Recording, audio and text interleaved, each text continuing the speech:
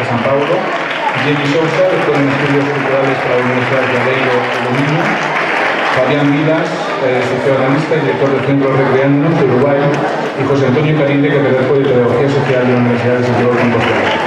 Os dejo con Ricard Català, moderador, y que siga adelante el Congreso.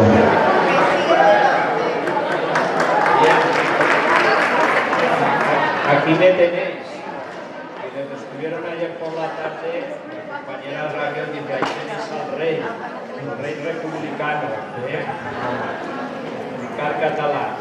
Ricard Català es una persona que es un testigo privilegiado de los vaivenes de la animación sociocultural desde los años 80. No quiero hablar más de mí. Ahí me tenéis, quien quiera conocerme, pues que se acerque también, porque a mí me gusta mucho conocer a las personas, convivir y compartir, porque creo que conecta mucho con el espíritu de la animación sociocultural. Y no dejar de decir, estamos en el segundo día, en Cuenca. Cuenca sabéis que tiene la ciudad encantada, pero es que Cuenca es una encantadora ciudad, que nos está cogiendo estos días y yo creo que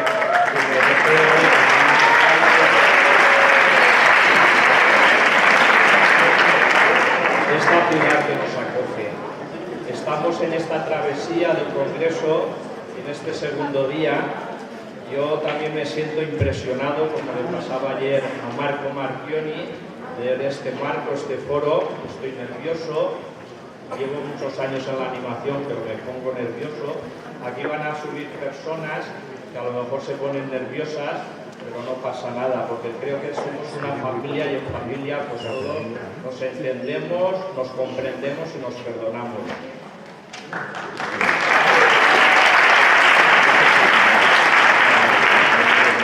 Y ya sin más preámbulos, explicaros brevemente que el desarrollo de esta actividad ha quedado caracterizado metodológicamente por el concepto que yo no sé decir, porque yo vengo del francés y del inglés, quiero que seáis indulgentes conmigo, como lo hizo mi hija la mayor el otro día en Valencia, cuando le dije, ¿cómo se dice esto de la Human Library ¿vale? Pues la Human Library, que quiero que lo exprese en lengua de signos para que se nos quede a todas y a todos que ese significado, que es una metáfora que hemos de ser cómplices todas y todos los que estamos aquí. ¿Cómo se dice? Human Library. A ver, hacemos todos. Muy bien.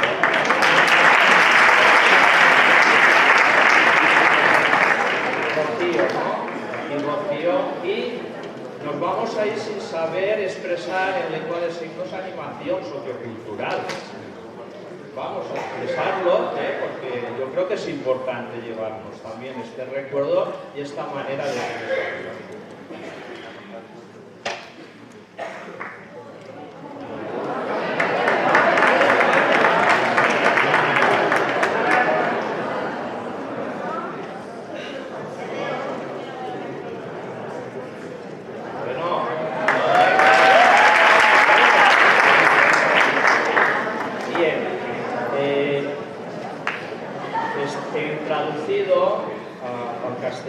Sería biblioteca humana. Sí que quiero significar también y hacer un saludo por donde venimos. Buen día, buenos días, buenos días a todas y a todos a esta actividad también. Esta metodología, que es una manera muy singular y significativa de abordar una temática de cuestión muy candente, en nuestro caso la animación sociocultural, con un diagnóstico del presente y su visión prospectiva, la visión de futuro, desde una dimensión territorial y geográfica, porque aquí vamos a tener personas que vienen de diferentes países, culturas y experiencias. La biblioteca humana tiene un significado que supone un marco para conversaciones reales sobre cuestiones importantes. La animación sociocultural para nosotros es una cuestión importante y candente. Y hemos de desafiar desde esta metodología de la biblioteca humana los estereotipos y los prejuicios a través del diálogo. y construir la comprensión del mundo, de la vida, de la realidad desde la diversidad. Ese es el espíritu de la biblioteca humana. No vamos a hacer una aplicación literal y directa, entrar en internet y buscar cómo se vivencia la biblioteca humana, pero aquí lo vamos a hacer de una forma un poco simbólica, metafórica, donde vais a estar a través de compañeras y compañeros vuestros, vais a subir aquí al escenario y vais a compartir el escenario con las ponentes y ponentes que van a participar. Esta biblioteca humana a mí me recuerda una película que se llama La librería y que el subtítulo de ella dice: entre libros nadie puede sentirse solo. Los ponentes y las ponentes se van a convertir en libros abiertos y que van a trasladar a vosotros su experiencia, su visión de lo que es actual y en el futuro la animación sociocultural. Luego dirán lo que quieran, ¿eh? Aquí tenemos un guión, pero aquí sí que a las 2 tendremos que acabar. Y recordar de no iros porque tenéis que hacer ese cuestionario final. Otra frase de esa película dice: cuando leemos una historia, la hablamos. La historia, yo tengo una frase que se dice que historia se escribe con H, ¿verdad? Todos ven, pero esa H tiene en ella misma la H de humanidad. La historia se construye por las personas, los seres humanos. Esta mañana lo hemos visto en esa manifestación, en esa plasmación teatral, desde el lenguaje teatral, en la historia de la mujer, y el maltrato, la sumisión.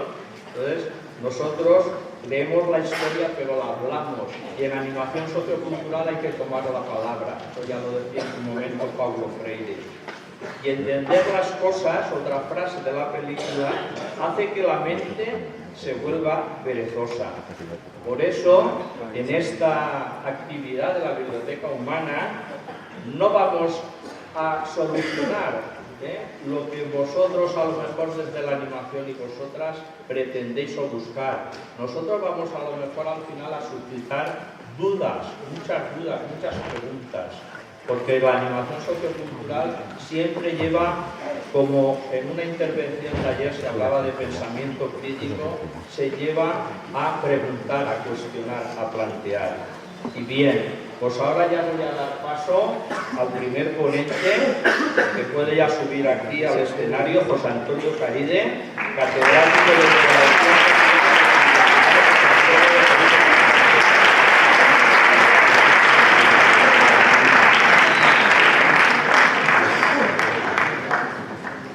No voy a dar más referencias de los ponentes, de las ponentes, para no perder tiempo. Tenéis sus referencias en la web del Congreso. Y ahora viene el momento mágico, porque van a subir aquí compañeros y compañeras de algunos de los centros de ciclos formativos de animación sociocultural a preguntarles. Vamos a vivenciar eso que hemos querido manifestar anteriormente como biblioteca humana. Y en primer lugar van a tener la posibilidad de subir a este escenario compañeras y compañeras de IES Vidal y Barraquer de Tarragona.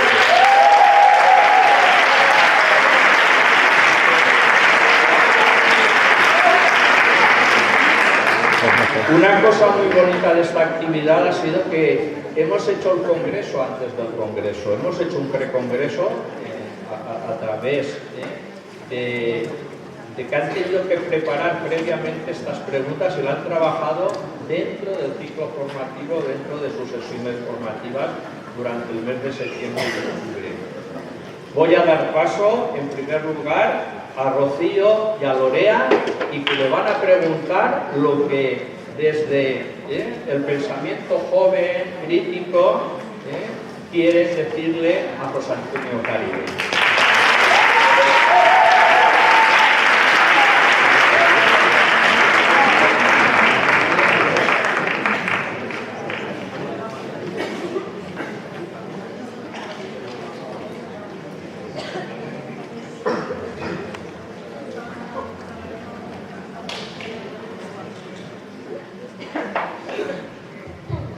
Hola. Soy Rocío. Mi pregunta es, ¿cree que las y los jóvenes estamos suficientemente concienciados sobre la temática medioambiental? ¿Y cuál sería un paso definitivo que demostrara concienciación y acción en este grupo de edad?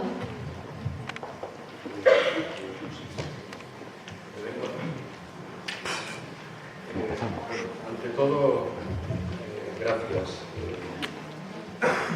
Ricardo nos autorizaba a decir lo que quisiéramos a propósito de las preguntas. Yo no quisiera ir directamente a esta pregunta, sí después. Pero antes me gustaría, ante todo, agradecer y felicitar lo que todo esto está significando. Desde aquí se os ve muy bien y se os oye, y yo creo que se os escucha. Quiero agradecer especialmente ser uno de los testigos privilegiados de este congreso, que me deis la posibilidad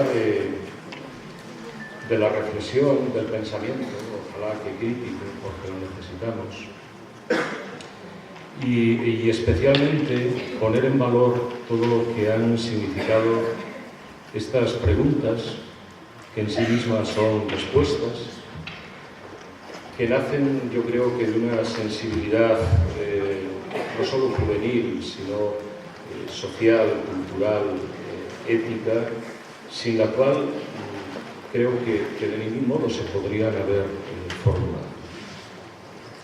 Quiero, en ese sentido, agradecer a quienes en el Instituto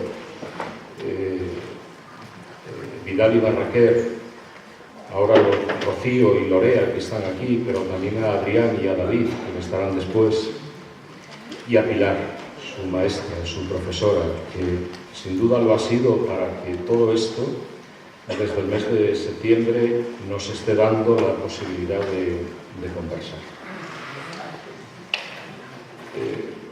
Quiero, bueno, y luego desde aquí, ya que no estábamos todas y todos, es verdad que todos los días del año cumplimos años, pero hay alguien que los cumple hoy, por lo tanto, felicidades para quien lo hace.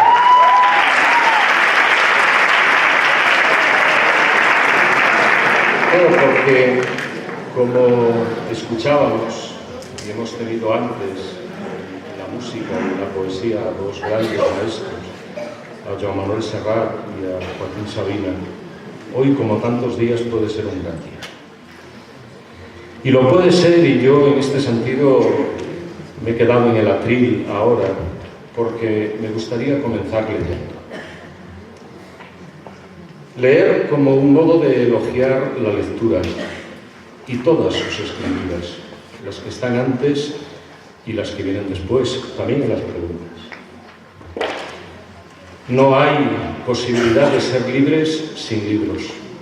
Cada vez estoy más convencido de que es así.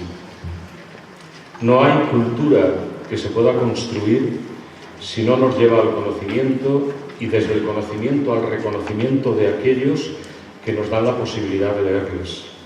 No solo para que estén en las bibliografías o para que les podamos citar en un momento determinado, sino y sobre todo para reconocernos deudores con el tiempo que nos han dado a través de sus obras.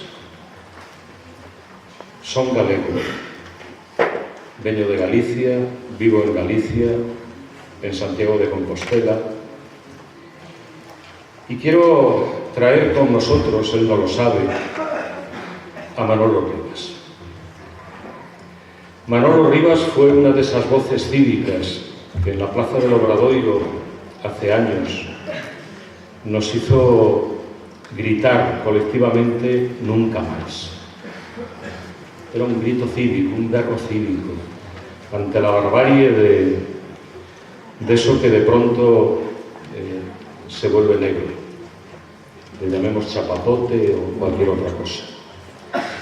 La pregunta tiene que ver con lo ambiental, luego iré a ello, pero olvidar que de pronto nos puede pasar algo tan lamentable, tan desgraciado, y que además lo causamos nosotros, como nos pasó en aquel noviembre, Noviembre Negro, de Chapapote,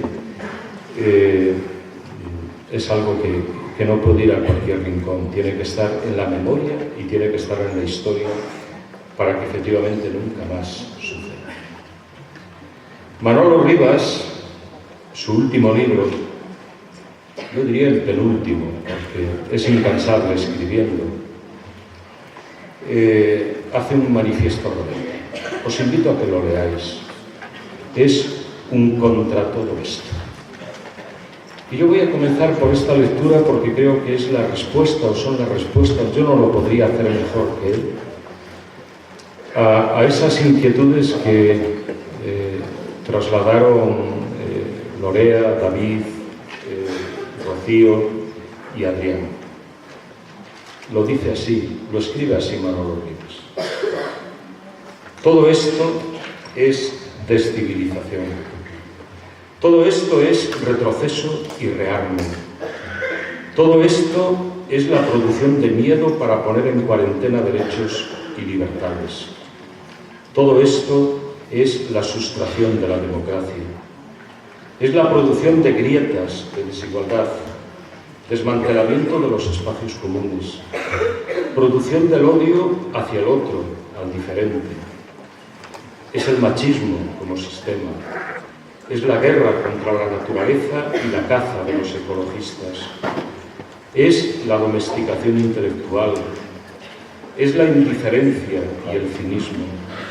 Son los paraísos fiscales, la corrupción sistémica, una mezcla de la economía gris y la criminal. Todo esto es la creciente mercantilización y burocratización de la enseñanza. Todo esto es desmemoria, peor aún, contramemoria. En la oficina de todo esto, un concierto de manos muy visibles, hábiles en lo suyo, como croupiers en el casino de todo esto, componen la gran mano invisible que mueve los hilos y toca teclas para mantener todo esto. Siento vergüenza. La vergüenza te ayuda a ver. No es un desenlace, es el principio. La vergüenza abre paso a la esperanza. La esperanza nos espera. Hay que arrancársela de los brazos al conformismo. Siento esperanza. Es difícil, de verdad, merece un aplauso.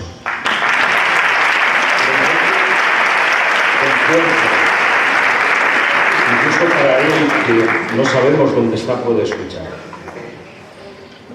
Yo desde esta esperanza a la que nos invita es desde la que voy a dar respuesta a las preguntas.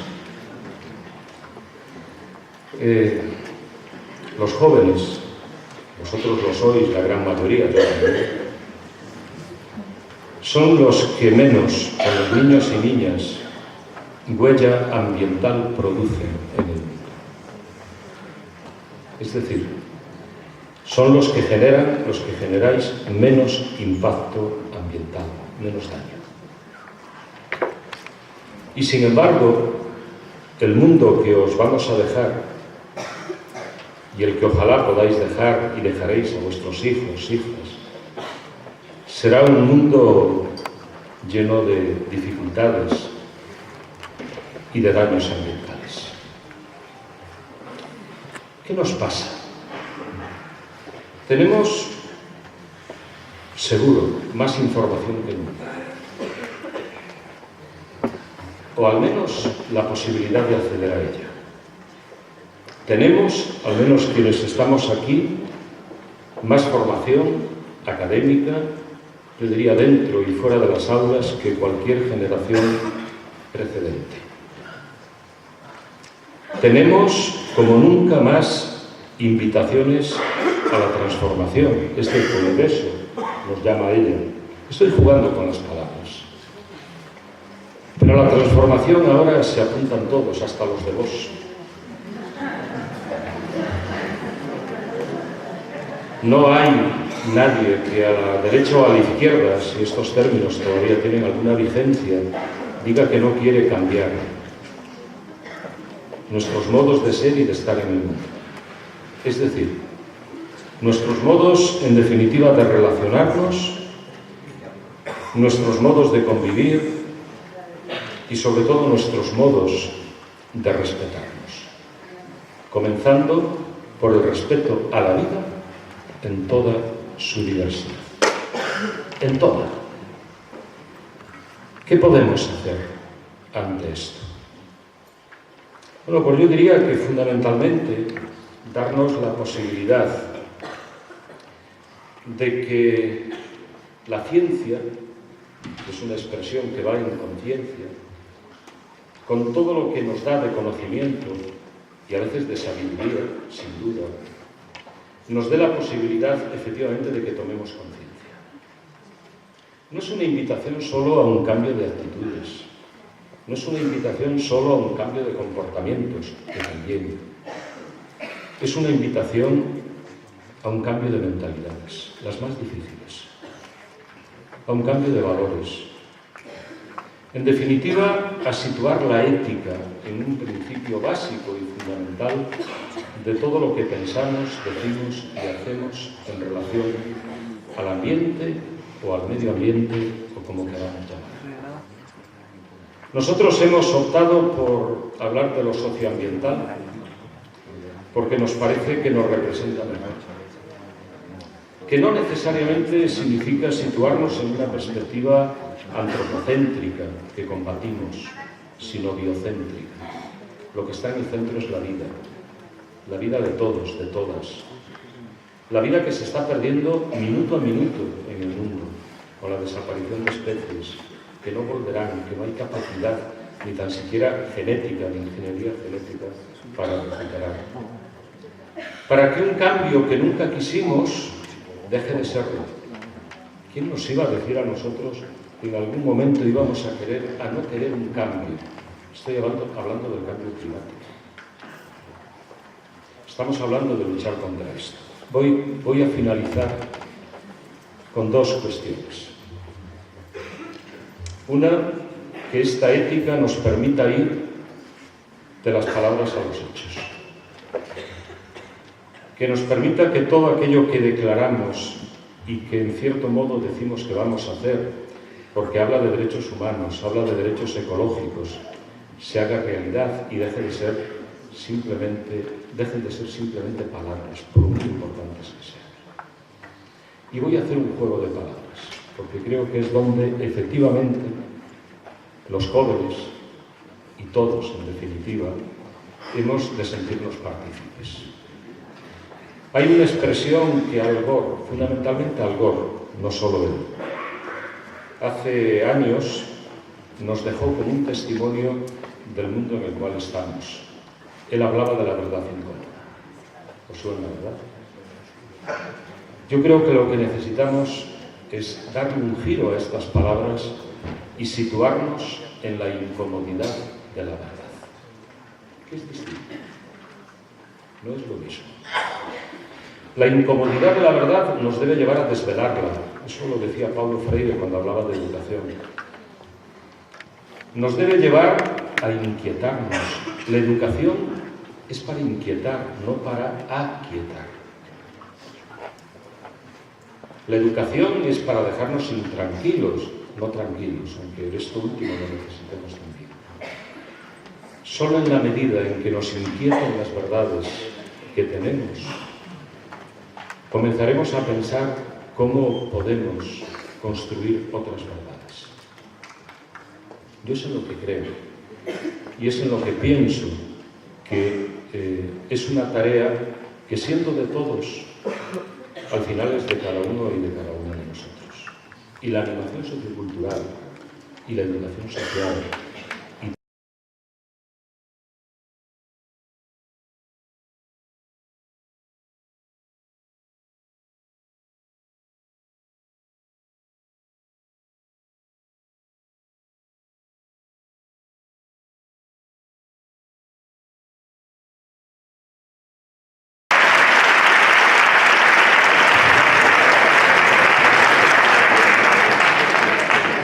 Pero José Antonio, no te libras de la segunda pregunta. ¿Veis que la animación sociocultural ha de salir de sus márgenes? Estamos hablando de educación ambiental, es un vínculo es un sector, es un ámbito que nosotros tenemos que tener conciencia y saber. Y es también en ese ámbito, en un momento dado, que los estáis estudiando, ciclos formativos, educación social, siempre se ha contemplado y por eso sale aquí. Deciros, el trabajo previo se ha hecho a través de textos de estas personas, de estos ponentes, de estas ponentes que han ido trabajando en estos centros educativos. Y dejo la palabra a Lorea.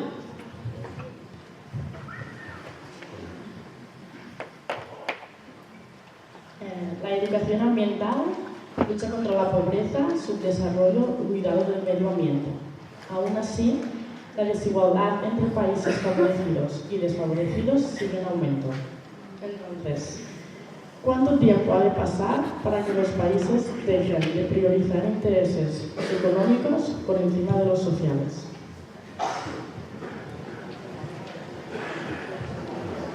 Bueno, ojalá que no pasara ni un segundo. Esa insoportable levedad del ser de la que hablaba Milán Kundera no sirve para esto. Lo que no es sostenible, por mucho que recurramos en los últimos años a esta expresión, que es muy cómoda para los poderosos. Decía Peter Berger que las palabras tienen poder y pesan mucho más las palabras de los poderosos que las de los débiles, que acaban usando las de los poderosos. Al desarrollo se le han puesto muchos apellidos. El último, desde el informe Nuestro Futuro en Común, año 1987, es el que lo ha llevado a una contradicción enorme desde el punto de vista del juego de palabras. Es difícil imaginar que algo se desarrolle si de pronto se para o invita a parar. En una visión muy radical de ecologismo fuerte nos llevaría a que eso fuese lo sostenible. ¿Por qué digo esto? Porque en el año 2000 nuestros jefes de Estado y de Gobierno, 198, se reunían en la sede de Naciones Unidas en Nueva York para aprobar los Objetivos de Desarrollo del Milenio. Objetivos que se decía que lo fundamental que tenían que hacer era luchar contra la pobreza extrema y el hambre. Luego venían los otros. Venía la educación, venía la salud, venían las igualdades de oportunidades, venía el respeto al medio ambiente. Se llegaron a decir entre ellos, y nos lo trasladaron en muchos documentos, no hay excusas para no acabar con el hambre y con la pobreza extrema. No hay excusas, lo dijeron así y lo repitieron multitud de veces. Claro, la primera cuestión, y no es inocente, es ¿por qué? Lo necesitamos, acabar con la pobreza extrema y no con la riqueza extrema. ¿Por qué no se acaba con esa riqueza que lleva a que aproximadamente el 10% de las personas que habitamos en el mundo tenga mucha más riqueza que el 90% restante? ¿Por qué no se pone el énfasis ahí? Como no cumplimos, en 2015 vinieron los ODS, Objetivos de Desarrollo Sostenible. Otra vuelta de tuerca, 15 años más para aplazar la promesa, el compromiso, 2030. Nos acercamos cada vez más y no hay avances. Al contrario, retrocedemos. Y yo ahí quisiera hacer también una lectura más en clave de personas que de países. A ver, la pobreza es un abstracto, lo que a quien en realidad tenemos que nombrar son a los pobres, con sus nombres y apellidos, a todos y cada uno de ellos. Y escucharles que es para ellos ser pobres. Hay testimonios que nos helarían la sangre de qué significa ser pobres. No es un indicador de cuánto se tiene al día para más o menos consumir. Pues la cuestión es que estamos en un modelo de desarrollo, por llamarlo de algún modo, que es una invitación continua a la producción y al consumo. Dejando a unos cuantos dentro, pero a muchísimos fuera, que además por sí mismos no pueden entrar. por sí mismos no pueden. Fijaros que para mí, lo he dicho muchas veces, la mayor pobreza es ni tan siquiera saber que se es pobre, ni tan siquiera tener la conciencia de ser pobre. ¿Y por qué lo soy? Porque biológicamente nadie nace pobre. Nuestra dotación genética es igual de rica para todos nosotros, como para la mayoría de las especies. La pobreza se acaba construyendo en este modo que tenemos de producir y de consumir y de poner la economía a favor de unos pocos y contra la gran mayoría. La economía la necesitamos. El problema no es que haya intereses económicos, porque los hay sociales, los hay culturales, los hay educativos. Es obvio. El problema es a favor de quién están esos intereses y sobre todo contra quién están. Y ahí no podemos ser ingenuos. La lectura tiene que ser estructural.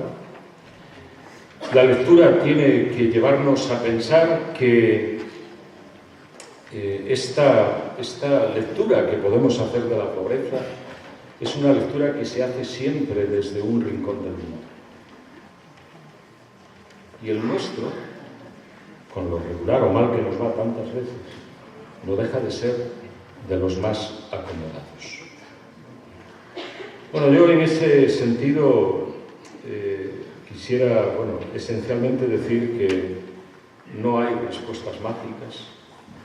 Ayer se decía que no hay recetas, no las tiene la animación sociocultural, no las tiene la educación ambiental, pero si realmente queremos hacer algo por luchar contra la pobreza, cada 5 años, 10 años, la Unión Europea declara que va a ser el año de la lucha contra la pobreza, o la década.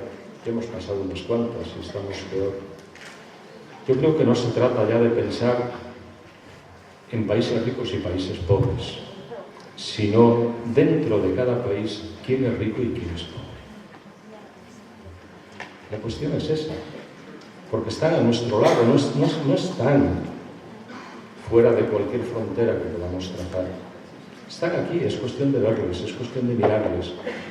Y es cuestión, porque es nuestra responsabilidad, de decir que luchar contra la pobreza, entre otras cosas, supone darles la posibilidad de más y mejor educación.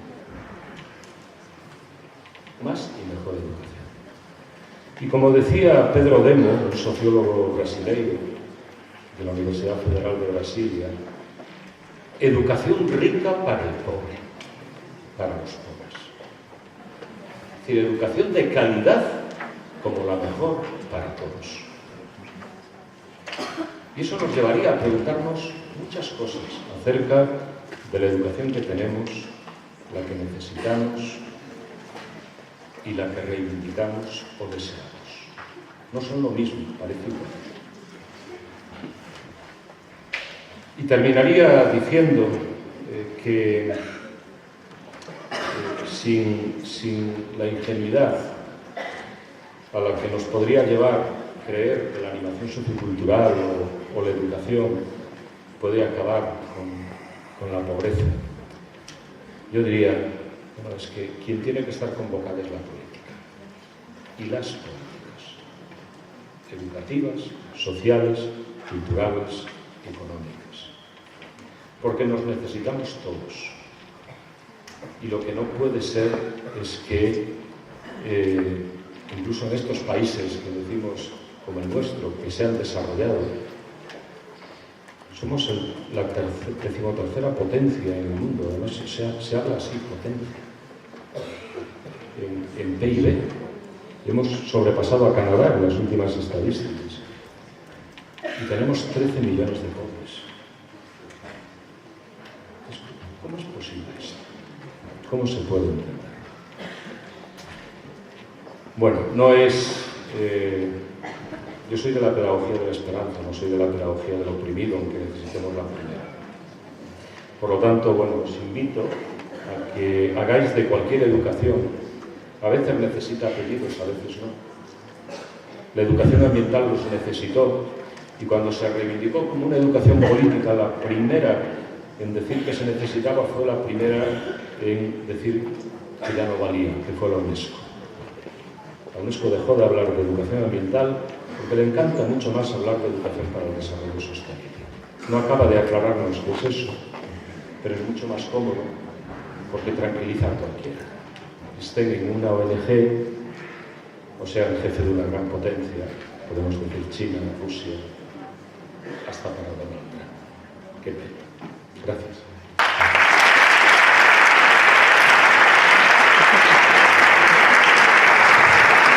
Bien, muchas gracias a Rocío, Lorea, moltes gràcies por estar así acompañándonos. Cuando suben compañeros y compañeras estáis subiendo todos y todas vosotros.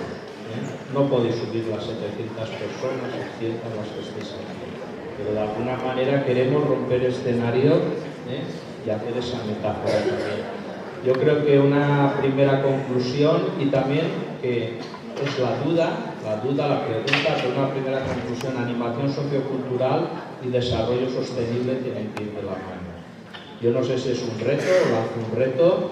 Yo he trabajado en desarrollos curriculares, en los ciclos formativos, y yo creo que puede ser hora, a lo mejor ya lo estáis haciendo de una manera más implícita o explícita, pero el desarrollo sostenible tendría que formar parte de vuestro crecimiento dentro de la formación en el ámbito de la animación sociocultural.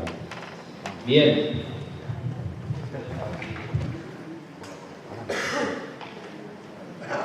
Bueno, aquí estamos a gustito. Bien, vale. Bueno, pues ahora vamos a dar paso a Jenny Sousa, doctora en Estudios Culturales por las Universidades de Aveiro y Dominio.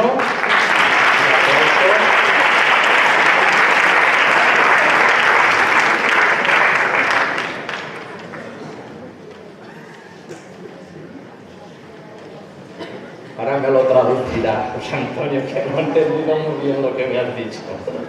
Licenciada en Animación Socioeducativa por la Escuela Superior de Educación y Ciencias Sociales de Leiria. Recordad que Leiria fue sede del Congreso de Animación Sociocultural en Portugal. Y aquí van a estar presentes compañeras y compañeras de l'IES Jordi de Sant Jordi de Valencia.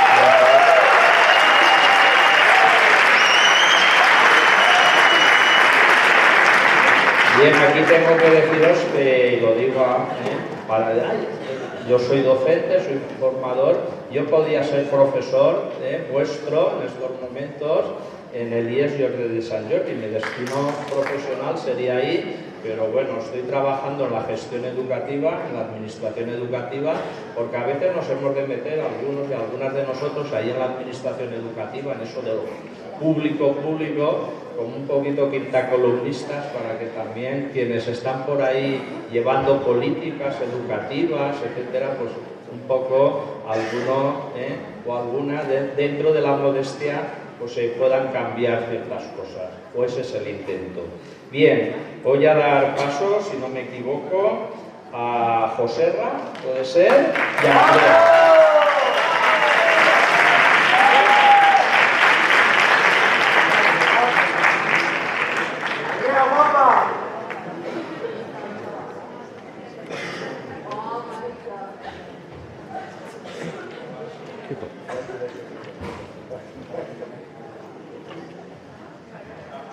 Hola, buenos días. Lo primero, yo soy José Ra y mi pregunta es la siguiente. En Portugal, ¿cuál es el grado de intervención de las administraciones públicas en materia de cultura? Gracias.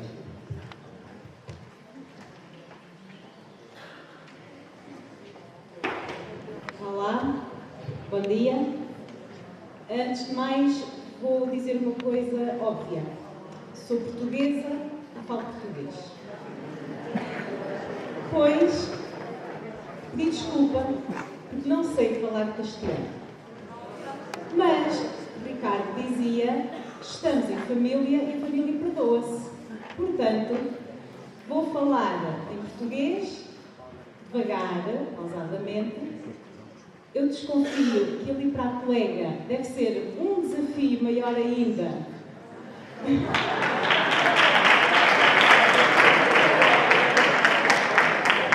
Sabendo e ainda fazer depois a tradução simultânea, portanto, e depois queria agradecer à Comissão Organizadora, agradecer a todos os que estão aqui a ouvir-me, agradecer o carinho com que tenho sido recebida, acolhida, e agradecer por pertencer a esta família da RIA e da animação sociocultural. Depois, falar a seguir ao professor Caride é extremamente difícil, como vocês devem calcular. Mas, mais uma vez, estamos em família. Bem, em função da pergunta que me colocaram, a verdade é que, em Portugal, a administração pública tem um peso muito grande no âmbito da cultura. Isto porquê? Porque, quando pensamos na intervenção das administrações públicas na cultura, estamos a falar aos mais variados níveis. Desde o Ministério do Governo, depois mais concretamente o Ministério da Cultura, e depois a um nível mais regional e mais local, como são as câmaras municipais, penso que aqui são os ayuntamientos. Então, quando falamos de cultura em Portugal, e agora este é um tema que neste momento no nosso país tem ganho alguma visibilidade, porque nós tivemos anos muito escuros, de 2014 até mais ou menos ao ano que passou. Vivemos uma crise económica profunda, tivemos a visita da Troika e o setor que mais sofreu foi o da cultura. E, efetivamente, pensar a cultura em Portugal e fazer cultura em Portugal e viver a cultura e da cultura em Portugal é um desafio muito grande. E quando nós pensamos qual é, e esta questão, como todas as outras, óbvio, mas esta é muito interessante e muito pertinente, qual é o papel da administração pública na cultura, ele é efetivamente grande. Quer pelo apoio às instituições que escolhe apoiar, quer pela quantidade de financiamento que se dá, quer também depois na própria forma como as organizações funcionam. Portanto, se pensarmos desta forma mais fria, mais crua, a verdade é essa, é que o Governo consegue ter um poder muito grande na cultura que se faz no país. Mas depois acontecem coisas muito interessantes no nosso país. Eu sei que estão aqui portugueses ou portuguesas, tive a oportunidade de ouvir pelo menos duas numa comunicação, e há um ver se não tenho razão, que é o seguinte: nem todas as esferas da cultura têm os mesmos problemas. Nós temos problemas sérios ou mais sérios na área do teatro, da dança, mas a área da música não sofre de igual forma. E, a título de exemplo, vinha para cá e vinha-me a lembrar, nós vamos receber o Ed Sheeran, que a gente conhece, não é? Em maio, e venderam-se 80 mil bilhetes em 6 horas. Portanto, a verdade é que nós temos aqui alguns fenómenos interessantes que temos que perceber e temos que ver até que ponto é que a cultura é influenciada pela administração pública e como é que pode, a partir daí, trabalhar no sentido que deve ser o da cultura no país, mas também indo sempre ao encontro das necessidades das populações. Agora, este é o segundo ponto que vos queria dizer em relação a esta resposta.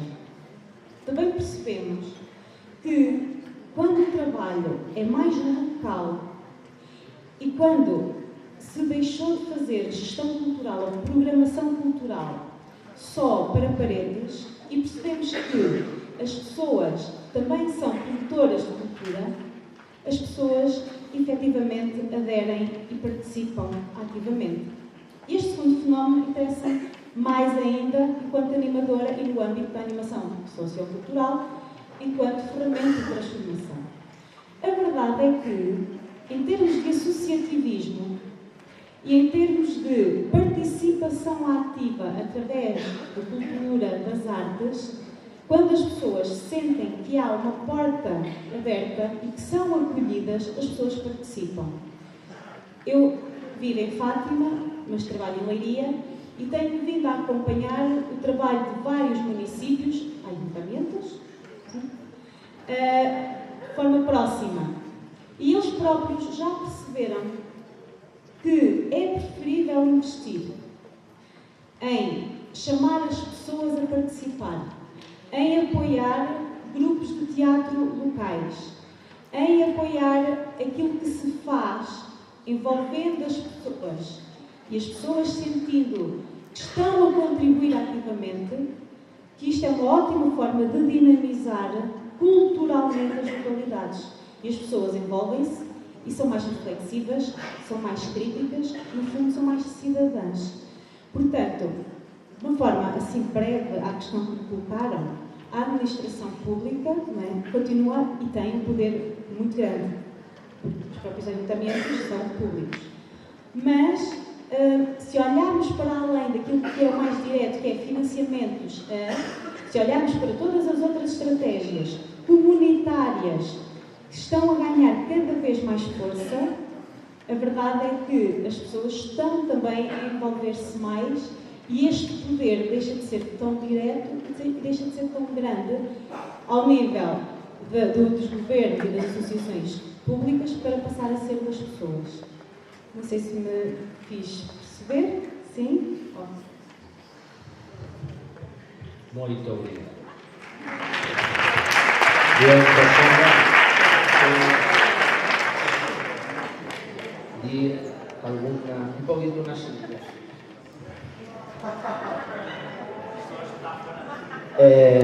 Nada, que tienen un peso muy importante, ¿no? Como conclusión.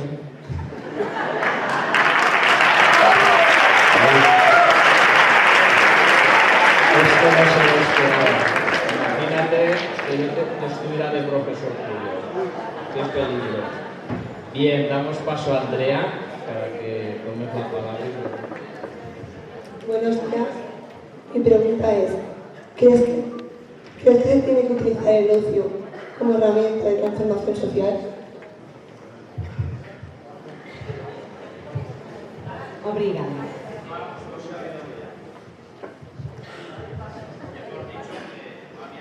¿Crees que se tiene que utilizar el ocio como herramienta de transformación social?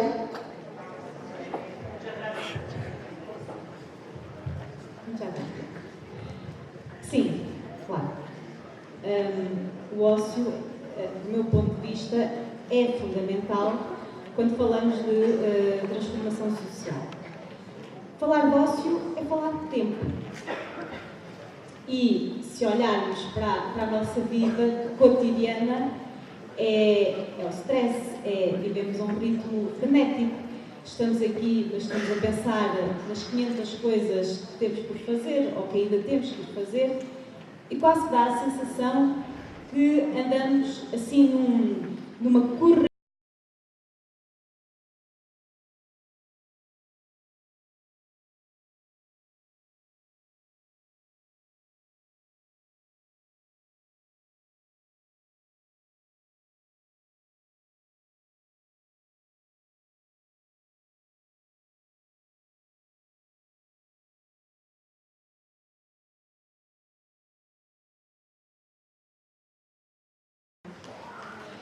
Então, como dizia, falar de ócio implica falar de tempo.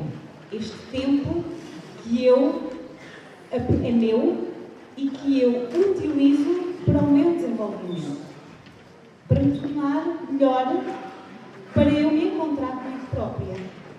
Como é que nós podemos falar de transformação social se não falarmos em, primeiro e antes de mais, cada um de nós parar e encontrar-se consigo próprio. É muito importante nós termos todos os dias um bocadinho para pensarmos sobre nós.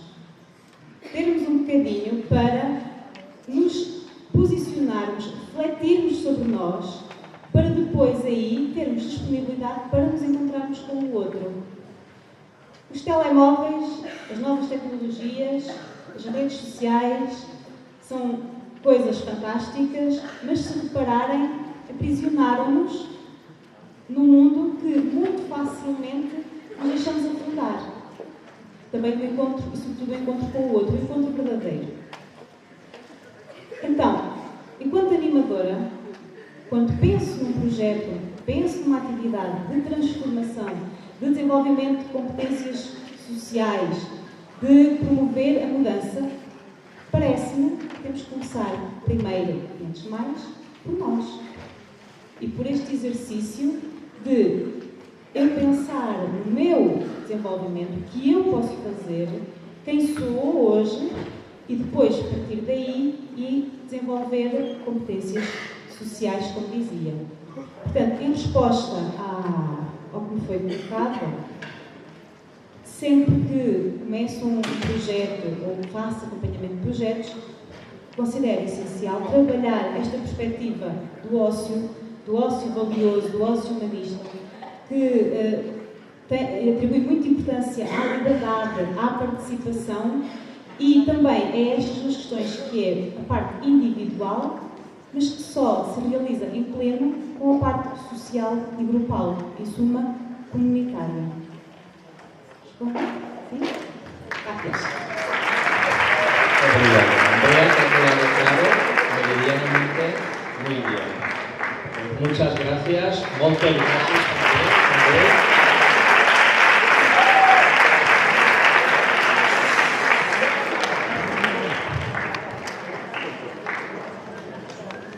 Recordar que animación sociocultural, ocio, tiempo libre van de la mano desde su origen y nosotros hemos de potenciar el ocio educativo, es muy importante.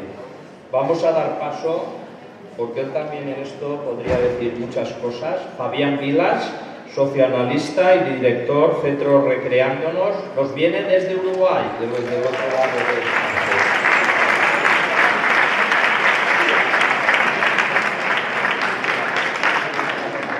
Y van a participar en este momento del Instituto Ribot y Serra de Sabadell.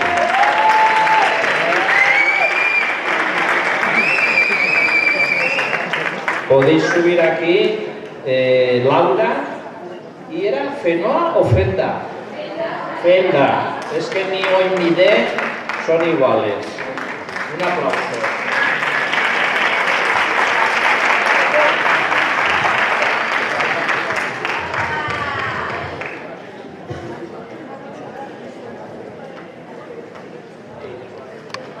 Bueno, permiso. Muy buenos días, saludos a todos y a todas. Y algo que quiero decir en primera instancia es que estoy un poco o mucho conmovido. Primero por la invitación, y quiero agradecer en nombre de Itaiza que yo pueda estar aquí y reencontrarme con nada más nada menos con la RIA, una red que se fundó desde y para la participación de aquellos y aquellas que entendíamos que era lo que se necesitaba en aquel momento del 2006. Aparte por eso estoy conmovido porque en este momento y a 12.000 kilómetros de aquí mi hija Clara se está yendo del campamento. Un aplauso para Clara y su campamento.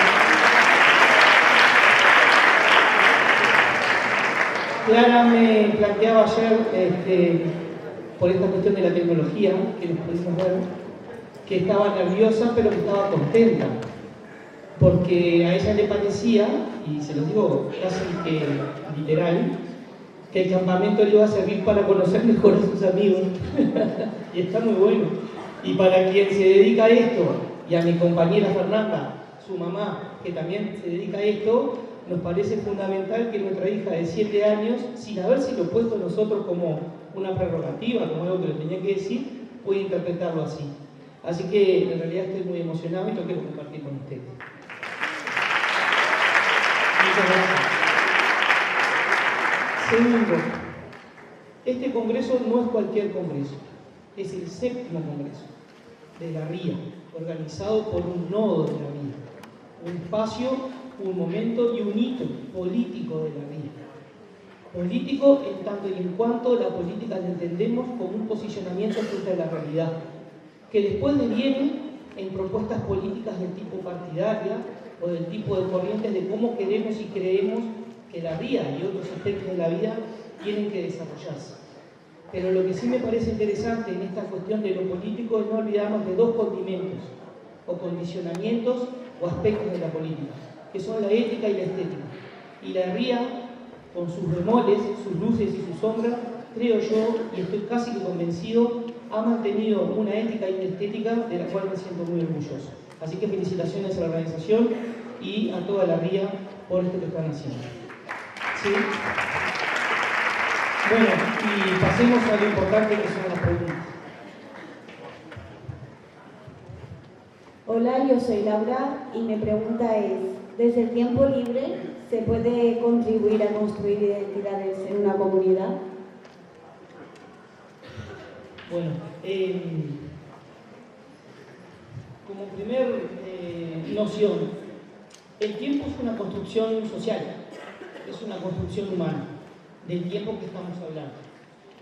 Pero no hay que olvidarse que el tiempo que elegimos para medir nuestro devenir en la vida, nuestra lógica cotidiana, tiene que ver y está relacionado con los ciclos naturales. El tiempo para nosotros está basado desde hace muchísimo tiempo en la salida y entrada del sol. Y en cuanto a cómo nosotros lo vivimos desde nuestro biorritmo. Y en tanto y en cuanto se mete y sale, nosotros nos organizamos. Esa organización social que nos hemos dado desde hace muchísimos años ha generado y ha propiciado que como seres humanos nos organicemos para vivir juntos y para vivir juntas. Y eso ha devenido en las instituciones que a nosotros hoy nos dan la posibilidad de vivir. Instituciones hay un montón, nos atraviesan todas permanentemente. Cuando hablamos de instituciones, ¿de qué hablamos? De la institución salud, de la institución familia, de la institución parentesco, de la institución trabajo, de la institución división del trabajo, de la institución tiempo libre. Esta institución del tiempo libre, del que hablamos hoy, es una institución que se crea e intenta desarrollarse a partir del comienzo de la era industrial. Y esa era industrial es una era basada en un capitalismo, no financiero como es el de hoy, sino que era el capital de la propiedad, de quien tenía dinero, poder, lo ponía en las fábricas, juntaba gente y se producía para que se consumiera. Ese capitalismo ha cambiado, lo fabril no es igual a como era antes, por lo tanto la invitación es a pensar en otro tiempo libre. Y aquel tiempo libre era un tiempo que quedaba después de trabajar, después de reponer energías, durmiendo, ¿tá? Y en ese tiempo libre lo que se intentaba era que en ese momento pudiéramos hacer alguna cosa como para poder olvidarnos un poco del trabajo, pero que estuviéramos más o menos recuperados para volver a trabajar. Entonces estaba muy interesante cómo de alguna forma este manejo y esta dominación quedaba claro. O sea, era el tiempo libre de quién, de los que tenían el poder, no de nosotros. Hoy ha cambiado, ha mutado, pero no es mucho como para bien. Ha tenido algunos cambios que de alguna forma han sido tan brillantes quienes lo definen, poco más que pensamos que somos mucho más libres, porque quizás trabajamos de casa, porque quizás trabajamos menos horas, pero pensamos que producimos más, y como tenemos menos horas de trabajo, igual de alguna forma pensamos que estamos haciendo lo que nos parece, y nos han dicho, nos han entrenado para tener esta maquinita, esto que se llama, ¿no? Acá. Tengo dos, el mío y el del trabajo, y lo traje a propósito. Y estoy conectado permanentemente. ¿De quién depende estar o no conectado? De mí. Yo ya lo apagué y lo dejo acá. ¿De quién depende ser libre o no? De nosotras y nosotros.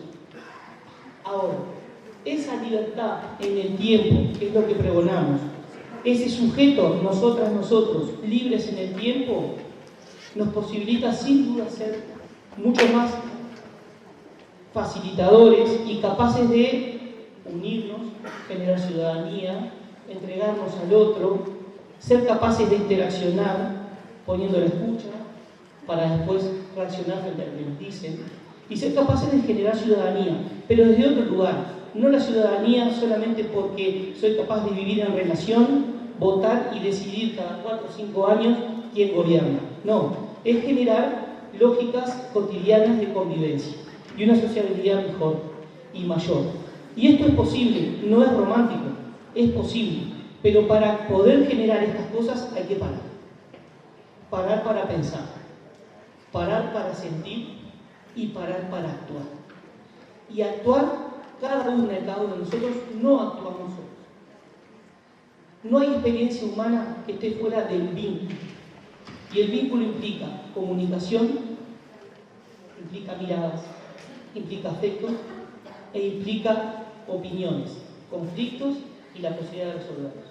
Por lo tanto, la libertad que nos demos en el tiempo que nosotros mismos hoy y nosotras mismas hoy construimos es el condimento, es la condición para poder generar ciudadanía, generar encuentros con otros, encuentros con otras, siendo profesionales o siendo ciudadanas y ciudadanos de la.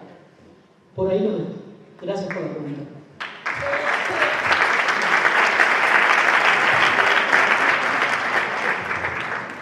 Hola, yo me llamo Fenda y mi pregunta es: ¿hacia dónde se dirige el modelo de ocio y tiempo libre de las personas en el futuro? Bien, hay muchos modelos, hay muchas formas que nos inducen a consumir. Hoy Caride lo decía, ¿no? Estamos imbuidos por un sistema en el cual se nos invita a consumir, producir, consumir, y los modelos están basados en eso. Pero hay una cosa que es una realidad. Si nosotros queremos parar con la depredación, queremos parar con esta vertiginosidad en cuanto a lo que decía la compañera Jenny, de ser nosotros mismos, y lo que decía yo hoy, de parar y poder pensar, los modelos que nos ofrecen no sirven. Los modelos que nos pronostican no están buenos. Pero los modelos también, vuelvo a repetir y reivindico, los hacemos nosotras y nosotros mismos. Si yo voy al teatro porque me gusta la obra, la condición de que sea un mero espectador o no va a estar en mí. Entonces, los modelos que tienen que venir, saludables y generadores de ciudadanía, deben ser modelos que rompan con la expectación y generen el protagonismo. Obviamente yo no voy a actuar con los actores, pero sí puedo estar mucho más predispuesto a poder reflexionar sobre lo que me plantean. ¿Sí? Así como con muchas cosas.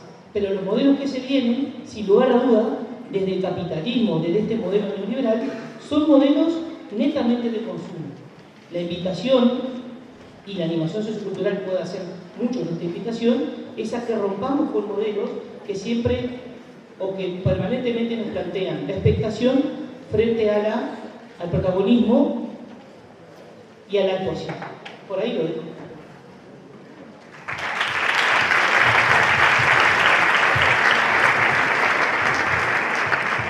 Muchas gracias, Fabián. ¿Quieres decir algo, Andrea?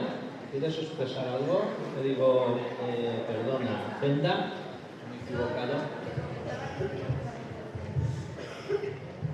Que le estaba comentando que estoy completamente de acuerdo, porque como usuaria y como persona joven me doy cuenta de estas cosas. Tengo amigos y que no piensan igual que yo, que igual para entretenerse prefieren irse de compras en vez de buscar otras opciones, informarse, ir a un museo, ir al cine. Hay muchas más opciones que irte de compras o irte a dar una vuelta por La Maquinista, que es un centro comercial muy popular de Barcelona. Entonces, estoy tan de acuerdo porque tanto en el momento que lo estaba escuchando me venían imágenes reales de estas situaciones. Y pues, eso. Muchas gracias, muchas gracias.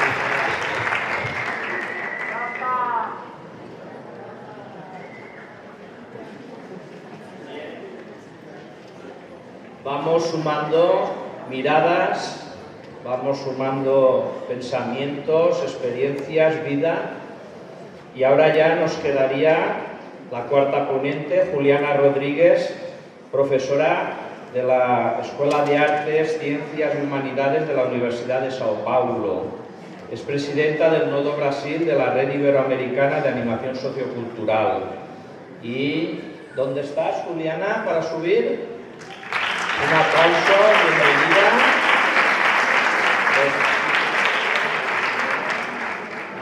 Y aquí vamos a tener la complicidad del IES Polígono Sur de Sevilla. Podéis subir Ana y Paula. Sentaros por donde queráis allí.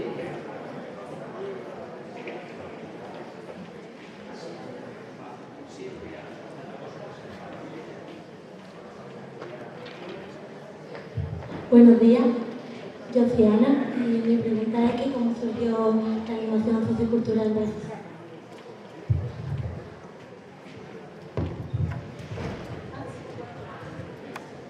Boa tarde. Eu gostaria de agradecer também o convite para estar nesse evento, a colega e amiga Thaisa, a Alberto, a Ricardo, a todos os membros da equipe. Todos vocês acreditam que saibam do momento difícil que o Brasil enfrenta nos últimos tempos. Por isso é muito importante e mesmo uma alegria estar aqui compartilhando esses dias tão felizes com todos vocês. Muito obrigada.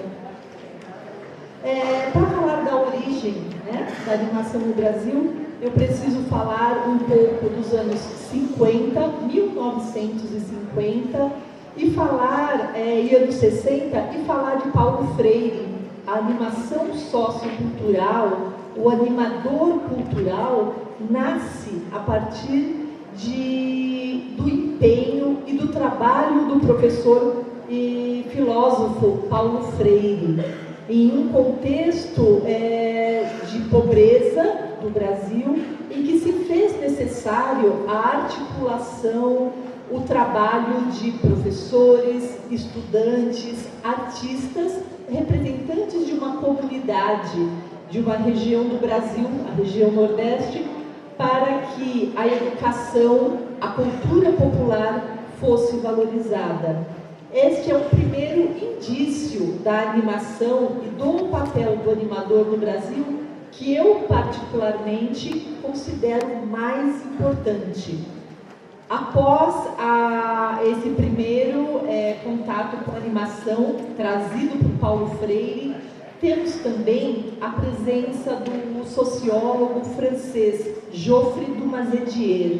Geoffrey Dumazedier esteve no Brasil nos anos de 1970, 80 e 90, divulgando os seus estudos e pesquisas sobre animação sociocultural, sobre cultura popular também.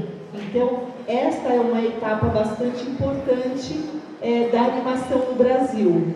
Nos anos seguintes, vamos falar já mais recentemente, anos 2000 até 2010, a presença de alguns professores em universidades brasileiras pesquisando a animação sociocultural. Cito Vitor Melo, professor Nelson Carvalho Marcelino, influenciados pelo professor Vitor Ventosa, que estava na Universidade de Salamanca. E logo após esse contexto da animação por esses especialistas, tivemos um contato a partir de 2014 no Congresso de Leiria com a Rede Ibero-Americana de Animação Sociocultural.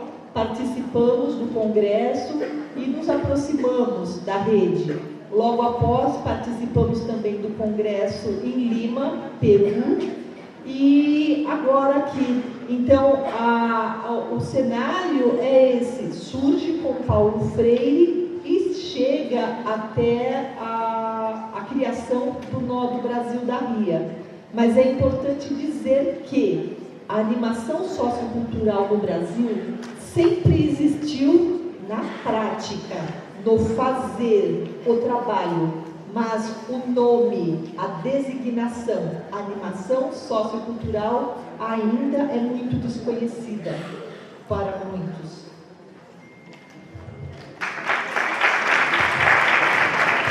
Muy coordinado.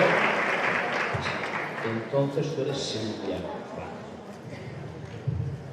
Hola, mi nombre es Silvia y mi pregunta es, ¿la animación sociocultural en Brasil solo se trabaja desde el punto de educación no formal?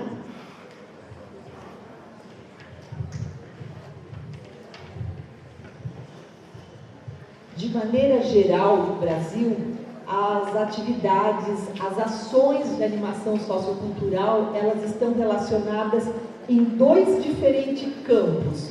O da intervenção comunitária, grupos de educadores sociais, de militantes políticos que atuam em comunidades pobres, comunidades carentes, para que ocorra o desenvolvimento.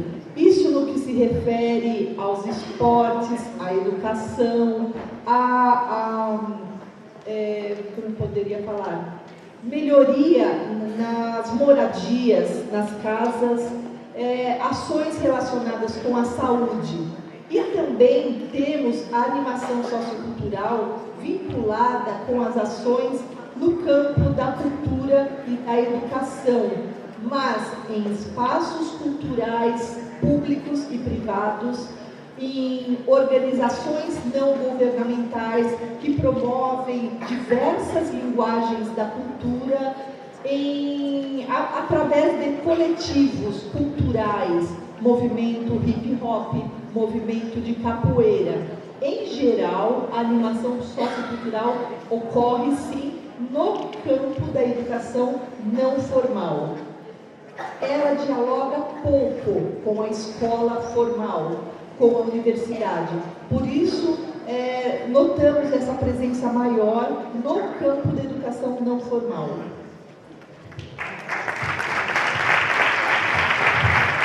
Muchas gracias, Ana y Silvia. Ahora vamos a entrar en la segunda parte de la sesión con una segunda ronda de preguntas. Aquí ya les pediría a las ponentes y ponentes que fueran intervenciones un poquito más cortas para cumplir el horario, ¿vale? Y ahora vamos a dar paso de nuevo de Elías Vidal y Barraquer a Adrián y David.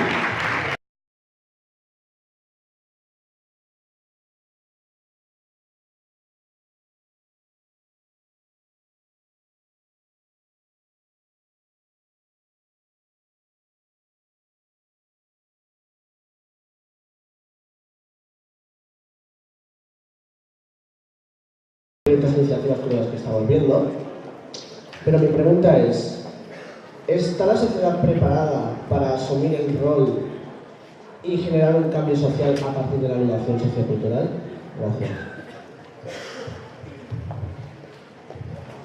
Yo diría, ojalá, pero ojalá tanto para la animación sociocultural como para la propia sociedad.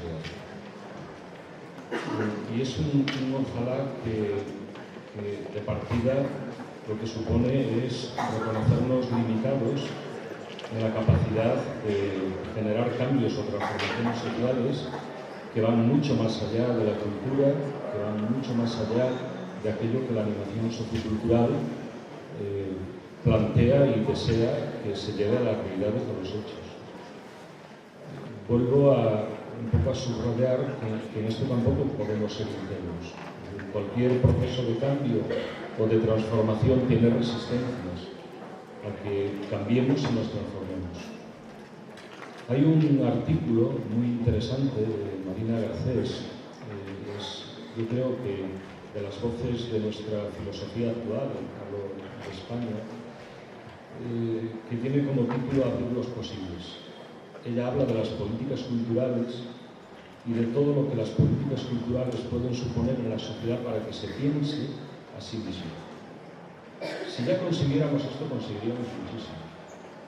porque en definitiva nos estaríamos dando la posibilidad, efectivamente, de que hubiera un sentido reflexivo, crítico, generador no solo de pensamiento, no solo de conocimiento, no solo de metodologías, no solo de prácticas, que efectivamente tuvieran el sentido de un cambio que merezca la pena, que sea estimado.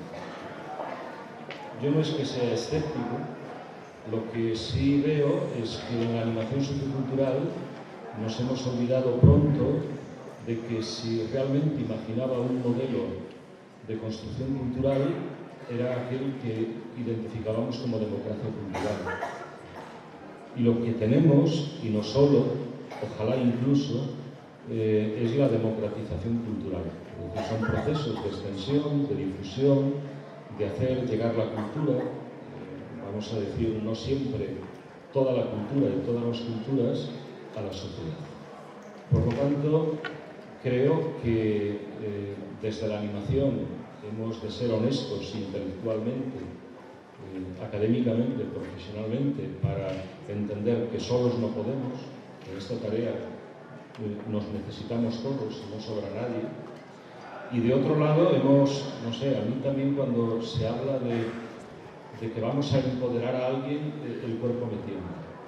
Yo no creo que debamos entender que de pronto vamos a ser los portadores de un cambio que los demás han de aceptar críticamente porque nos parece que es un cambio lleno de bondades. No es así, yo creo que no es así. Mira, hay cambios que suponen avances, hay cambios que suponen derribos, hay cambios que suponen retrocesos. Y hemos de ser muy conscientes de lo que todo esto significa. Y hago una última anotación. No podemos olvidar el modelo de sociedad en el cual estamos. Ya hemos hablado de esto. Cuando Bauman habla de sociedad líquida es por algo. Cuando Innerarity habla de sociedad gaseosa también. Cuando Maluf habla de un mundo desbocado, lo dice con argumentos.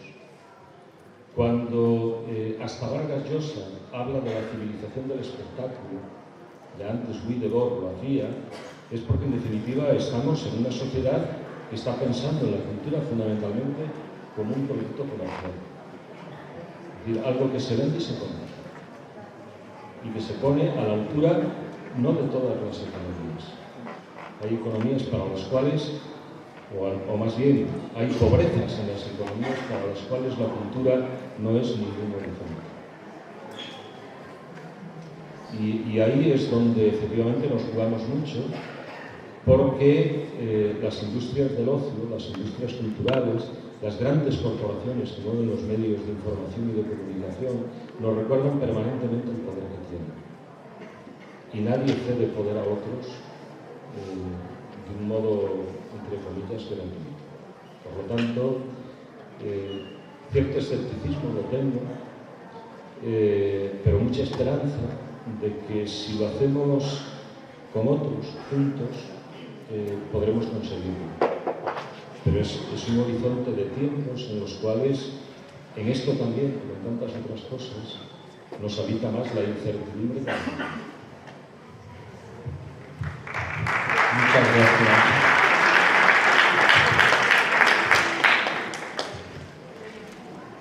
El sentimiento de pertenencia es una cosa positiva. Promueve el crecimiento personal, el empoderamiento, y eso conlleva también en medida al crecimiento y empoderamiento de la comunidad.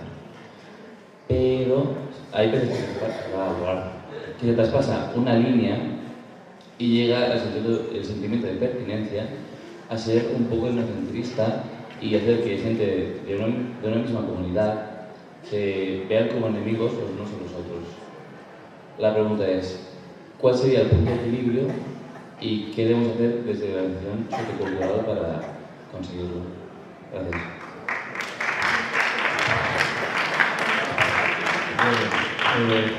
Yo creo que siempre necesitamos saber quién somos. Siempre. Y eso habla de nuestras identidades individuales y colectivas. Necesitamos saber quiénes son los otros. Necesitamos que los otros tengan idea, y tanto como pueda ser estima, por quiénes somos en el sentido de poner en valor todo aquello que cuando se habla de identidad nos lleva a hablar de identidades y por lo tanto de forma inmediata hablar de diversidad y diversidades.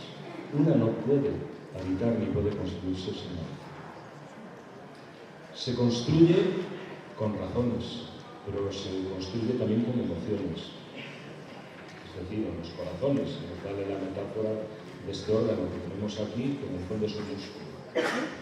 Pero en realidad es una invitación permanente a que nos apreciemos, es una invitación permanente a la convivencia, es una invitación permanente a la pluralidad y a la diversidad. Y creo que a veces simplemente en las palabras algo puede cambiar. No es lo mismo decir cultura que decir culturas.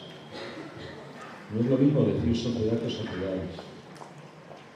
No es lo mismo que nos nombren con todo lo que nos otorga una determinada identidad, que en definitiva nos hace crecer en un autoconcepto, en una autoestima, que sea real.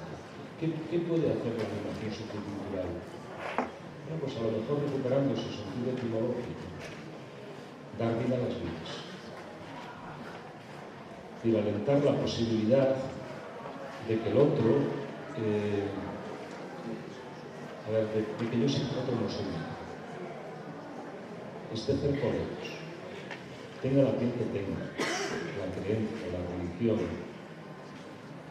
y saber además que no es fácil, muchas veces que seamos capaces de entendernos, más allá de entendernos, respetarnos.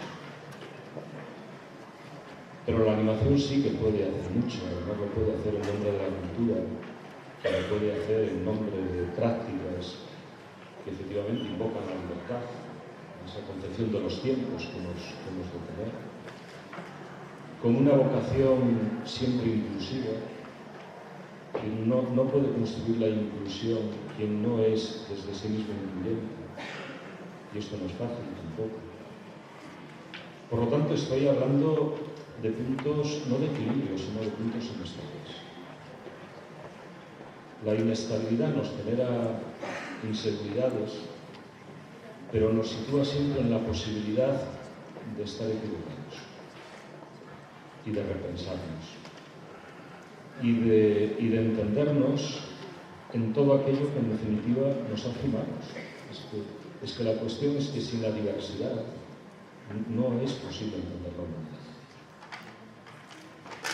Y si alguien en algún momento pues ve en las diversidades un enemigo, pues quizás lo primero que debería mirarse es a sí mismo. Porque si algo habita en nosotros desde que nacemos hasta que dejamos de estar en este mundo, es la diversidad.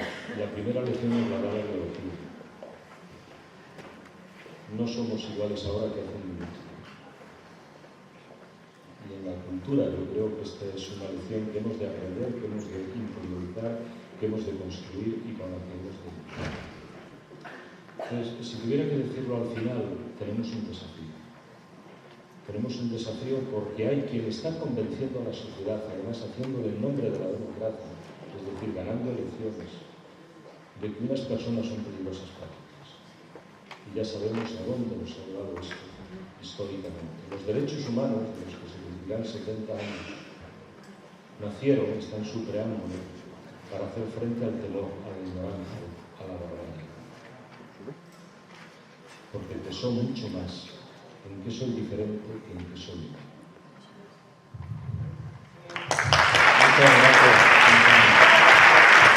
Muchas gracias por vuestra participación. Muchas gracias. Y ahora damos paso para que suban rápidamente, como podáis, Paula y Pau. Ellos vienen de Lier, Ribot y Serra y le harán preguntas a Jenny.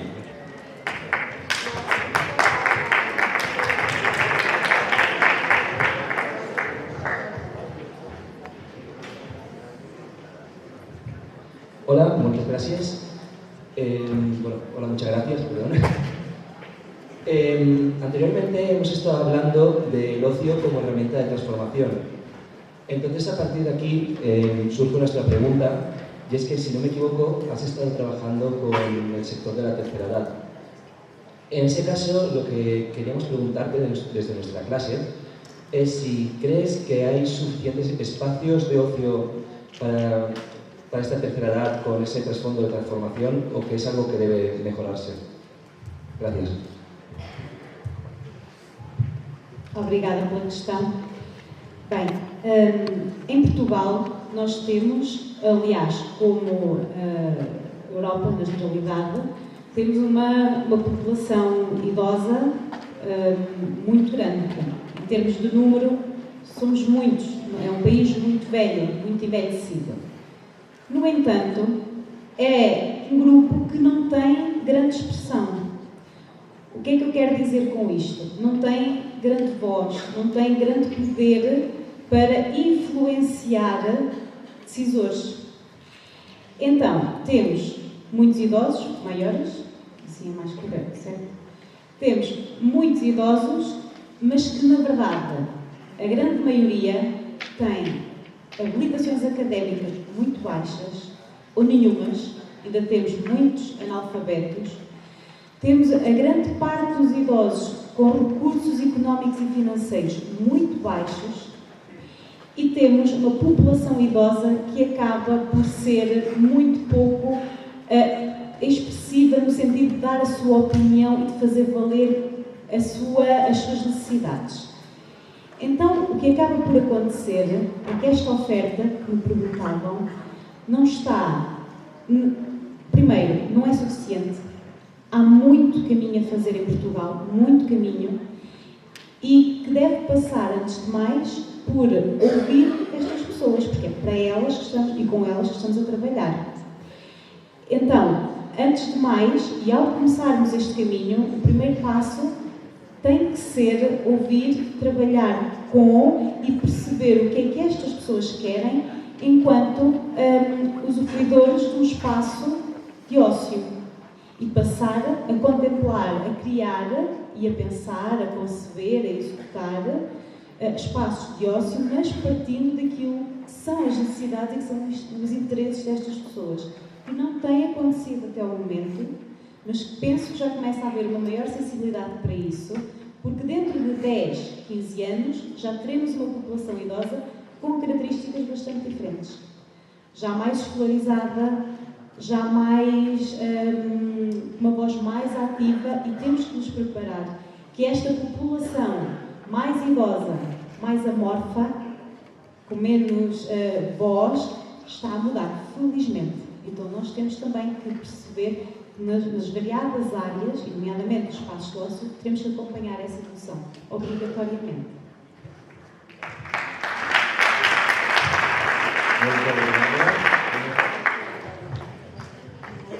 Hola, yo soy Paula y mi pregunta sería ¿qué actividades te parecen más interesantes para trabajar de una manera, desde una perspectiva más intergeneracional?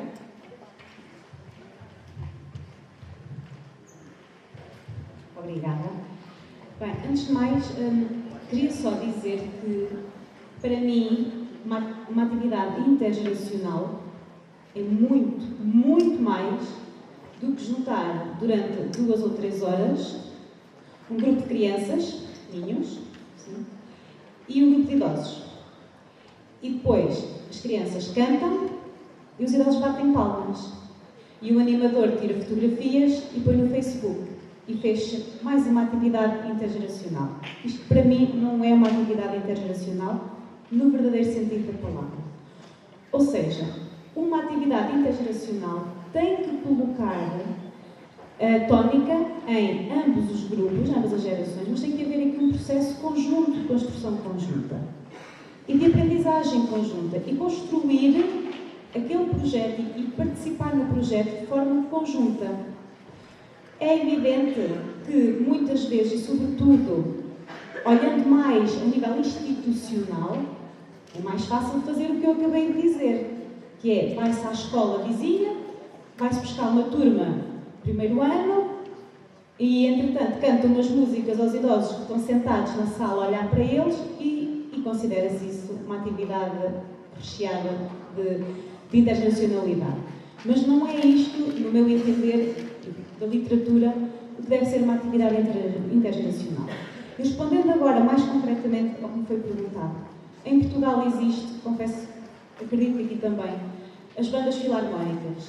E as bandas filarmónicas são, quando penso que atividades em que são genuínas, para mim são um espaço potenciador de atividades intergeracionais, porque assim funcionam.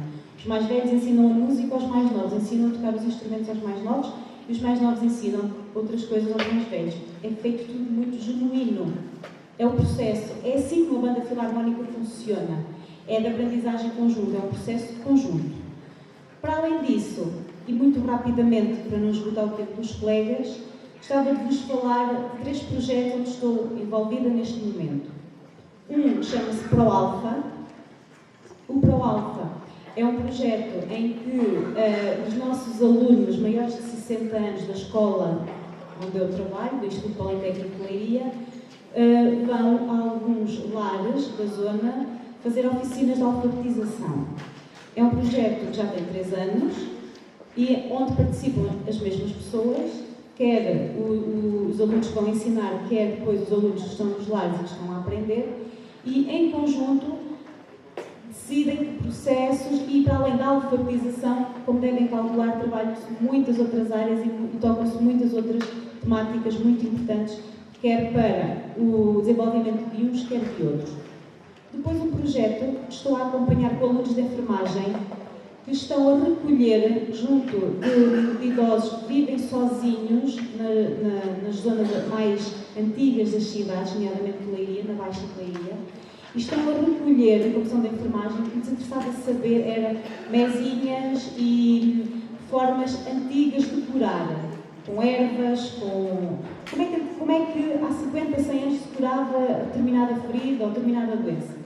Eles estão a fazer com a metodologia de histórias de vida, estão a fazer esta recolha e depois, em conjunto, vão construir um produto para dar a conhecer esta recolha. Ainda estão em fase de negociações, quer os alunos de enfermagem, quer os próprios idosos que estão muito ativos e que estão a pensar como é que este produto há de sair das suas cabeças e como é que pode chegar depois a mais gente.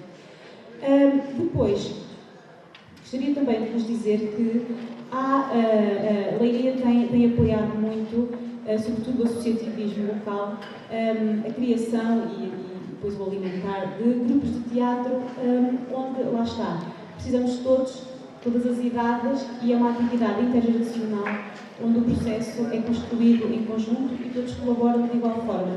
Não são uns que cantam para os outros e os outros batem palmas. Estão todos em conjunto num processo que é a construção conjunta. Obrigada.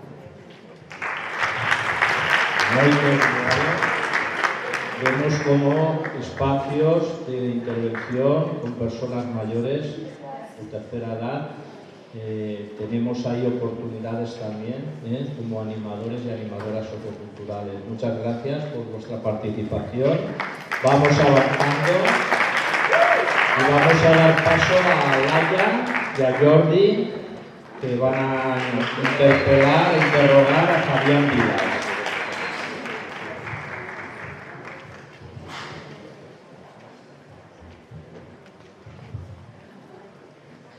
Pues Fabián, yo soy Laia y me gustaría saber a mí y a la profesora qué papel juega el tiempo libre en la inclusión, la integración y la participación de la ciudadanía. Muchas gracias. Aprovecho esta pregunta para plantear una cosa que se está dando en el auditorio.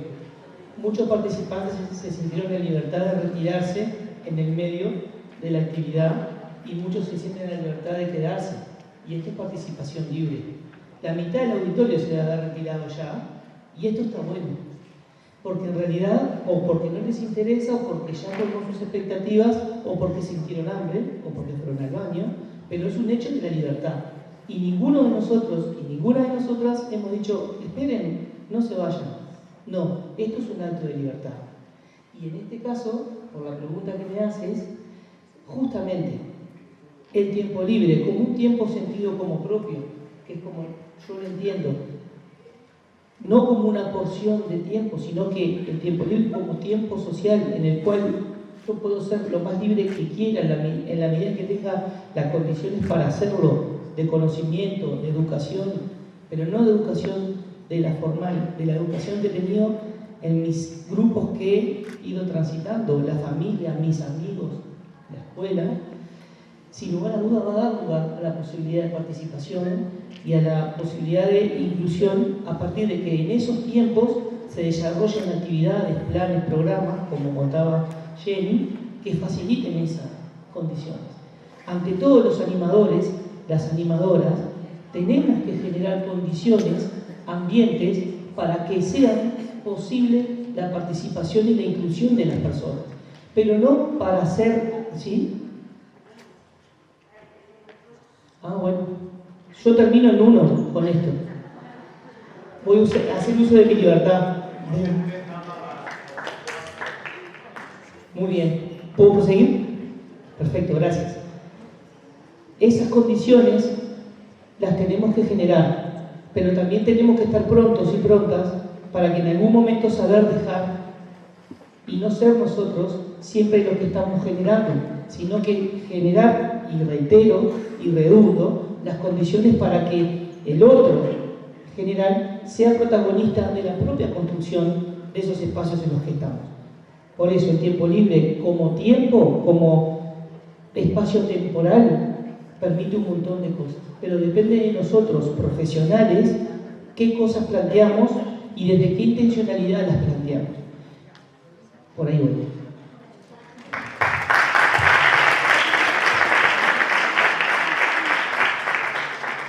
Hola, yo soy Jordi y la pregunta que te planteo viene relacionada con lo que has hecho, por ejemplo, con el teléfono móvil. Entonces, nos gustaría conocer tu opinión sobre cómo se debería gestionar las nuevas tecnologías en la adolescencia y en la infancia desde un punto de vista de la educación. Bien, rápidamente. Las tecnologías son parte de nuestra vida. Se dice que el primer hecho tecnológico de la humanidad fue dominar el fuego. Una vez que cocinamos las carnes, vivimos más. Una vez que pudimos sentarnos en ronda, calentarnos e iluminarnos todos, supimos mucho más que los demás estaban. También se generó poder, algunos estaban más cerca, otros más lejos y demás. Somos humanos. Pero el hecho tecnológico es un hecho humano y toda aquella cosa tecnológica que nosotros hayamos inventado y esté por inventarse tiene que ser en función de mejorar nuestras vidas, no en función que nosotros estemos a merced de la tecnología. Por lo tanto, todo aquello que pueda existir, los móviles, la televisión, los micrófonos, el mate, tiene que ser en función de una vida saludable. ¿De quién depende eso? De nosotras y nosotros mismos, de cómo encaremos la vida y cuál sea el valor que nosotros le demos. El proyector, la pantalla, los asientos, son hechos instrumentos tecnológicos que hacen que nosotros vivamos como vivimos. Por lo tanto, todo aquello que facilite la posibilidad del protagonismo de los otros desde una intencionalidad saludable, políticamente adecuada hacia una sociabilidad mejor, bienvenida sea la tecnología. Muchas gracias, Javier. Yo creo que es uno de los retos también y trabajar y reflexionar en la formación sobre las tecnologías de la información y la comunicación. Y ya vamos a la última tanda de preguntas.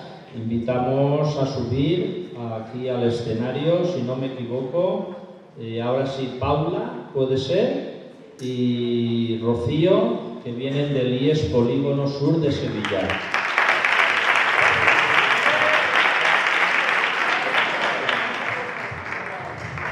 Por fin voy a estar sentado otra vez con dos chicas. Realmente para mí es un honor. Buenas, yo me llamo Paula y mi pregunta sería la siguiente. ¿Qué diferencias hay entre la animación sociocultural de Brasil con otros países?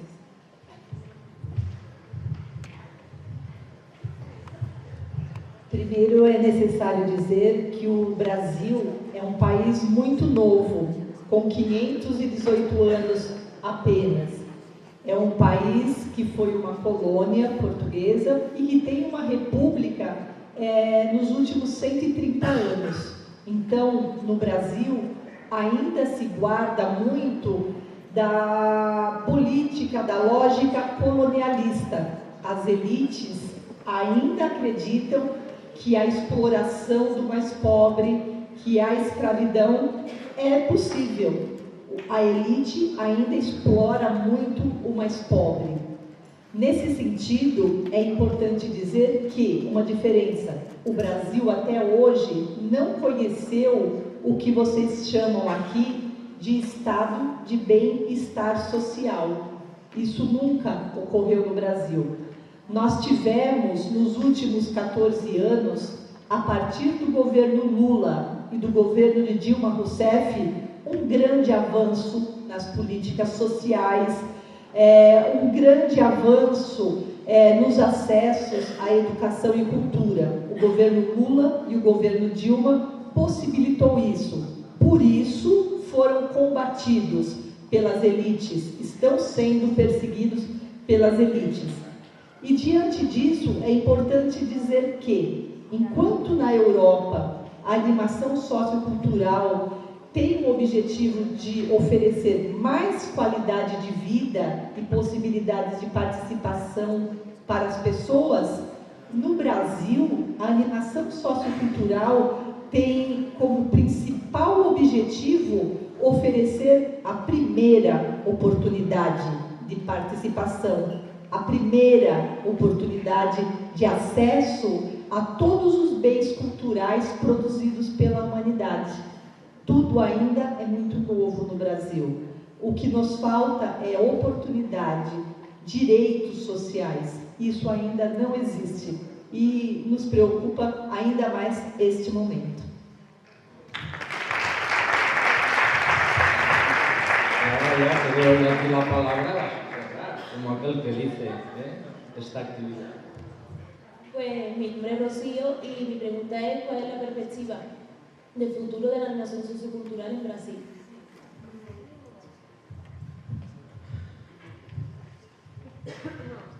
Rocio, é uma pergunta difícil esta, né? Mas cremos que em um momento em que o fascismo parece ganhar espaço em todo o mundo, a animação sociocultural como metodologia de participação para nós brasileiros pode ser uma estratégia promotora de mais empatia, de solidariedade e de resistência a essa ofensiva neoliberal. Acredito que é resistência. E acredito também que, através da Rede Ibero-Americana de Animação Sociocultural, conseguiremos promover e divulgar a animação sociocultural no Brasil, mesmo que lentamente, mesmo que de forma ainda muito tímida e diferente do que ocorre aqui na Europa.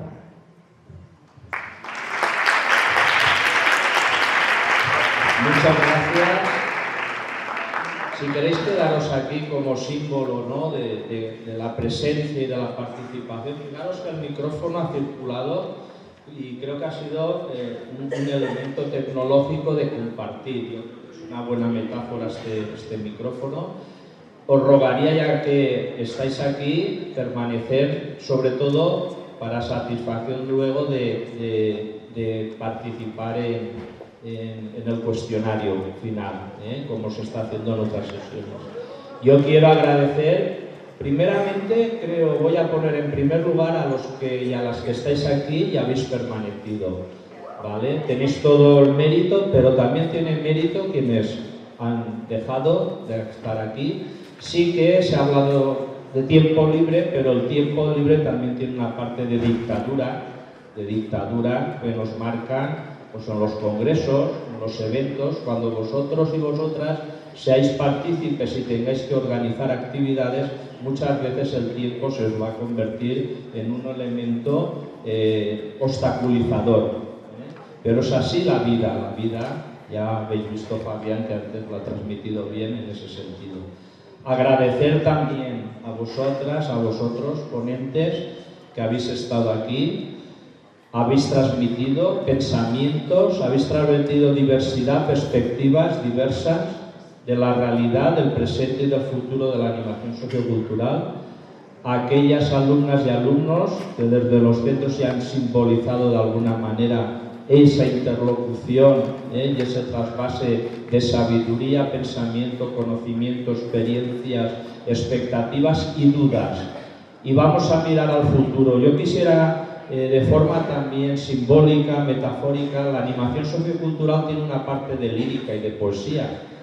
Diréis, ¿dónde? Pues hay una publicación que se editó en los años 90, ya anteriormente en los 80, viene de Francia. Francia es la cuna de la animación sociocultural, no debemos olvidarlo. Creo que tenemos también que testimoniar y dar tributo a esa animación sociocultural, como antes también pues Antonia hablaba de su etimología de dar vida. Esta poesía que la hizo un profesor universitario de la Sorbona, él era docente y formador, pero también escribe poesía. Es Pierre Bernard, que estuvo aquí en España bastantes veces, compartió con nosotros, con otras generaciones de la animación sociocultural, y en un libro que a lo mejor ahora el título, sobre todo a las chicas, a las mujeres, nos gustaría mucho, ¿no? Porque eran los animadores socioculturales, a lo mejor, pero hablaba no de animación sociocultural, sino de animadoras y animadores socioculturales. Y en el epílogo hablaba de que, y creo que el broche y el cierre ha de ser, que hemos de mirar hacia el futuro. Hemos de mirar hacia el futuro. Y él lo decía con estas palabras: que los porvenires canten hoy. Y antes de que se me olvide, esos porvenires sois vosotras y vosotras, sobre todo la generación joven. Tenéis que cantar ya hoy, tenéis que transmitir, que tenéis que dar anuncio de aquello que es la animación sociocultural, una especie también de epifanía que hemos de hacer de la animación sociocultural. Y así dice este breve poema: crear relaciones, animar grupos, interrogar la cultura, podéis decir sociedad también desde la animación sociocultural, e interrogar el mundo por la cultura, por la sociedad. ¿Por qué algunos no consagrarían sus vidas? Seguro, esto no es el canto del presente. ¿No escuchas el de las sirenas que salmodian con acentos conservadores que el mundo es complicado, incomprensible, y que es mejor renunciar a concebirlo, es decir, a cambiarlo? La cultura, la sociedad, ¿para qué de bueno? Animadoras, animadores, ¿para hacer qué? Para cambiar el mundo cada día y para que los porvenires canten desde hoy. Muchas gracias por estar aquí.